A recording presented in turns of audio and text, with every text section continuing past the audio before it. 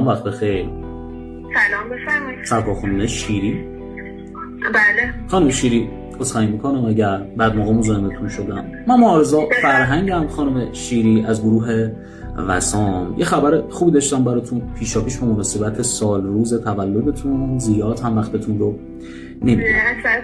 الان خدمتتون عرض میکنم. یه عزیزی هست که هیچ وقت فکرشم نمیکرد یه روزی اینقدر عاشقتون بشه. دوست داشتن که یه پیغام خیلی خیلی کوتاهی رو جهت یه یادگاری کوچیک این سری زن متفاوت ترتون. سلام فرفری من. خواستم اولین نفری باشم که تولد تبریک میگه. تولد مبارکمون باشه، چون با اومدنت به زندگیم نور و امید دادی. بدون که خیلی خوشحالم امسال توی تولد کنارتم. توی این مدت کم به اندازه کل عمرم عاشقت شدم. زریه من بخند، چون دیدن خنده هات قشنگترین حس دنیاست. سورپرایز دارم برات که گفتم اینجا بگم آماده باشی. یه تولد خیلی خفن در انتظارته.